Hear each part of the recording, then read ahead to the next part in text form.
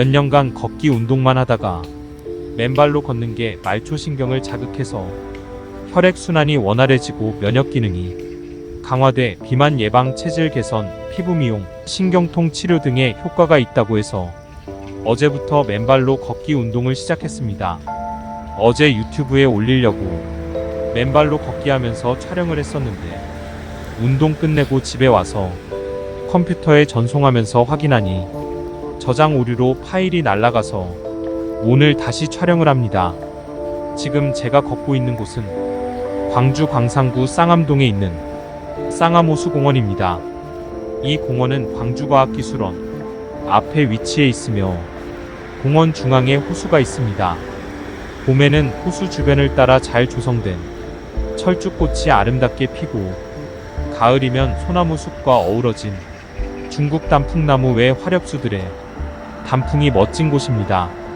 맨발 걷기 운동 중 발바닥 전체가 아닌 일부분이 아프다면 그 부위에 해당하는 기관이 약하다는 증거입니다. 대부분 맨발 공원 초입에는 각 부위와 연결되는 장기를 표시하고 있는 모형발이 있으니 이를 참고하면 자신의 신체 기관 중 어느 부분이 안 좋은지 알 수 있습니다. 발을 디뎠을 때 너무 아프다면 양말을 신고 시작하는 것도 한 방법입니다. 처음부터 자극이 심한 숙련 코스를 이용하면 발에 무리가 따르므로 욕심내지 말고 초보자 코스부터 차근차근 시작하는 게 좋습니다. KBS 생로병사의 비밀에서 방송한 맨발 걷기 효능에는 첫 번째 혈압이 안정된다고 합니다. 맨발 걷기를 하는 사람들 중 많은 분들이 고혈압 때문에 시작한 경우가 많습니다. 맨발로 걷게 되면 신발을 신고 걸었을 때보다 혈압을 낮춰주는 효과가 훨씬 크다는 것을 체험하시는 많은 분들이 경험을 하시고 있습니다. 두 번째, 혈관 건강 증진에 좋다고 합니다. 맨발로 걷게 되면 울퉁불퉁한 땅을 밟게 됩니다. 이로 인해 평소 자극을 받지 않던 발바닥이 자극을 받아 말초신경과 각종 장기의 혈액순환을 도와줍니다. 자연스럽게 발바닥, 혈자리가 지압이 되기에 신체 곳곳 영양분이 원활하게 공급되어 혈관 건강이 상승될 수 있습니다. 세 번째, 관절 및 근육이 향상된다고 합니다. 맨발로 걷게 되면 사용되지 않았던 발의 관절과 근육, 힘줄 기능이 향상됩니다. 이로 인해 발을 더 편하게 만들어줘 통증이 사라지기까지 합니다. 더불어 균형감까지 개선해 줄 수 있습니다.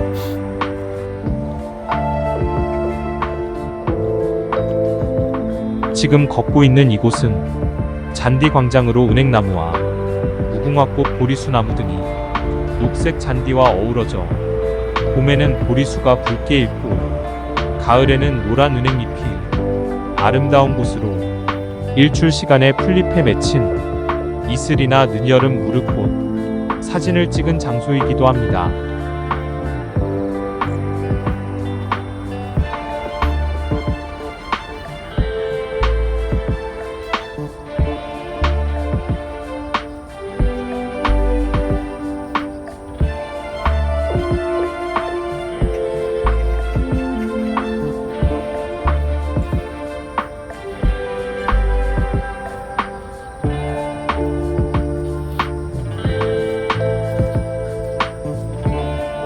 맨발 걷기 운동의 효과.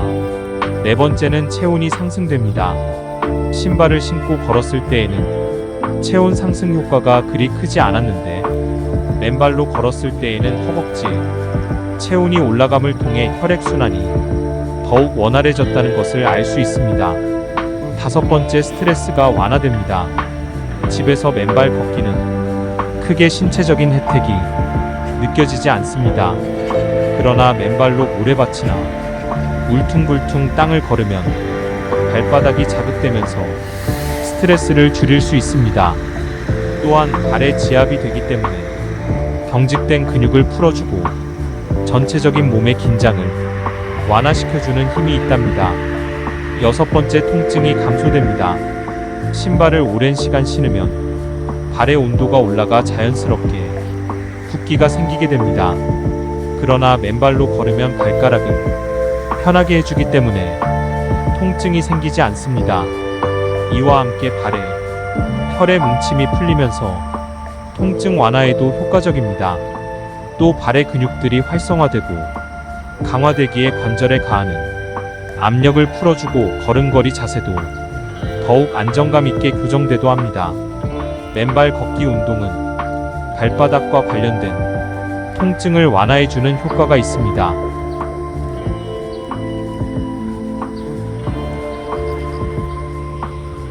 파란 잔디 위에 푸른 아침 하늘이 너무 아름답습니다. 맨발 걷기 운동의 효과 7번째는 균형 감각이 증가됩니다. 노년의 균형 감각은 생명과 직결될 수 있는 문제인데 걷게 되면 균형 감각이 월등하게 향상되는 것을 알 수 있습니다. 8번째, 혈액순환이 촉진됩니다. 맨발로 걷게 되면 울퉁불퉁한 땅을 밟아 풋코어가 발달하면서 종아리에서 심장으로 혈액을 보내어 근력이 발달하여 혈액순환이 더욱 원활하게 되는 효과를 볼 수 있습니다. 9번째, 수면의 질이 개선됩니다. 걷기 운동을 하면 혈액순환이 원활해집니다. 이로 인해 신체 각 기관의 기능이 정상화될 수 있습니다. 특히 이 과정에서는 자율신경 체계가 원활해져 불면증에 큰 도움을 줍니다. 더불어 맨발과 바닥면의 마찰로 인해 스트레스 호르몬인 코르티솔을 분비를 정상화시켜주기까지 합니다. 따라서 맨발 걷기 효능은 수면의 질을 개선할 수 있답니다. 10번째, 자세를 개선해줍니다. 신발은 발에 부자연스럽고 제한된 자세를 유지하게 만듭니다. 맨발의 경우는 자연스럽게 걷고 설 수 있도록 도와줄 수 있습니다. 따라서 맨발 걷기는 몸을 자연스럽고 편안한 자세로 돌아가게 해줍니다. 더불어 몸을 균형 있게 유지할 수 있게 도와주기까지 합니다. 맨발 걷기 효능은 발의 감각을 향상시켜 자세 개선에 효과적입니다.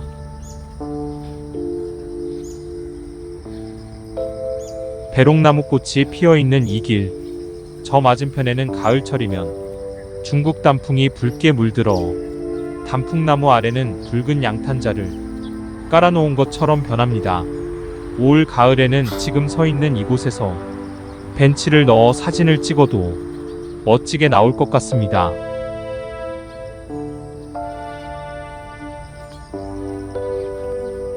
이런 사람은 맨발 걷기 운동을 주의해야 합니다.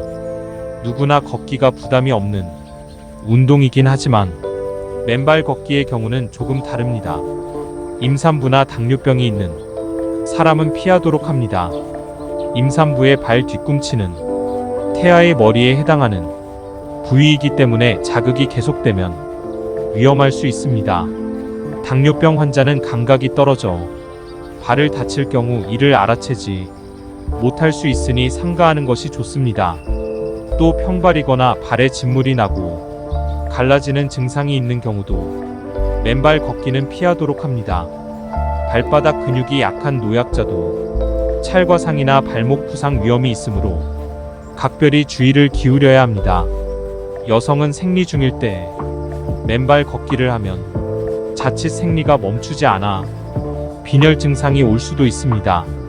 식사 후에는 곧바로 시행하지 말고 1시간 정도 지난 후 걷기를 합니다.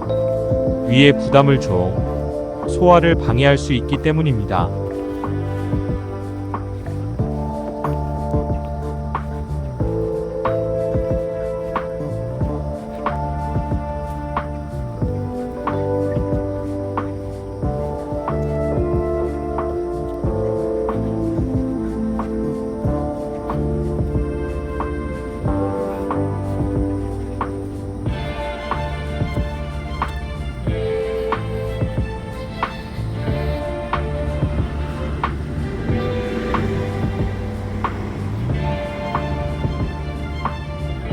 저곳은 구기 종목을 할 수 있는 축구장과 농구장이 있는 곳입니다.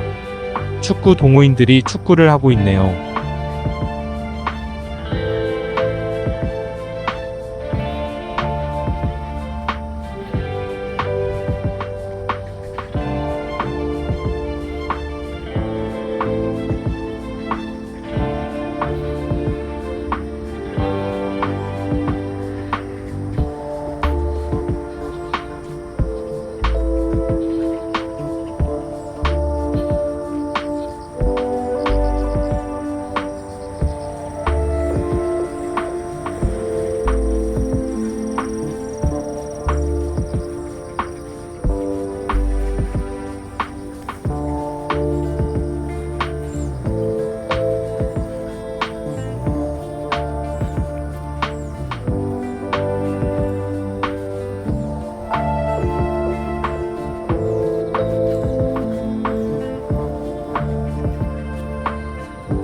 지금까지 맨발 걷기의 효능과 주의사항을 알아보면서 광주과학기술원 정문에서 첨단병원 후문까지 쌍암공원 가장자리에 맨 땅으로 되어 있는 700m 정도의 길을 10분 정도 걸어왔습니다. 이 길은 맨발로 걷는 분들이 유리나 뾰족한 돌 등 위험물을 제거하면서 걸어서 안전한 길입니다.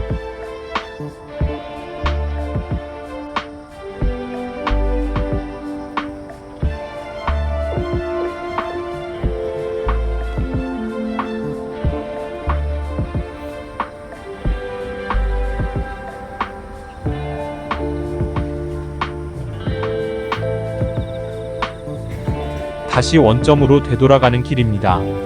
이 길은 왕복 1400m로 20분 정도 걸리는 길입니다.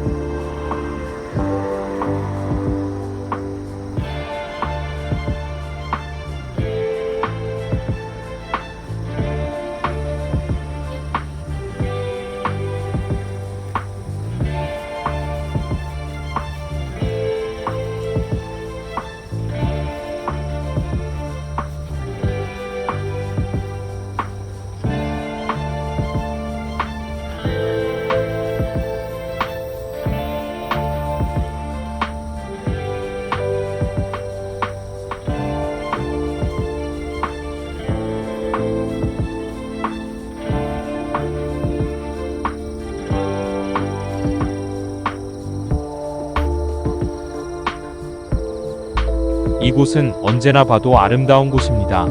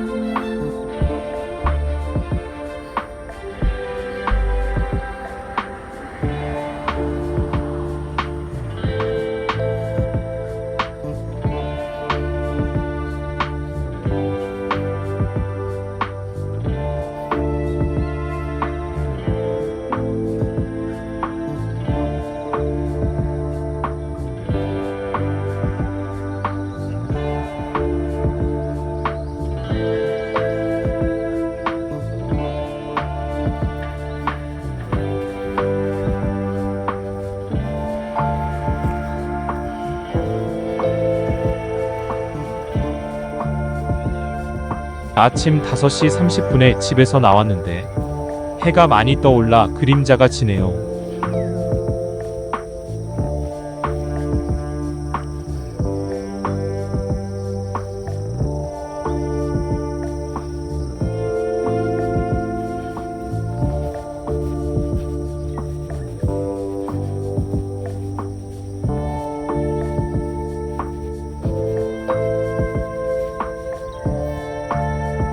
무궁화꽃과 무궁화나무 위에 개요든 꽃이 피었는데 꽃이 작아 보이질 않습니다.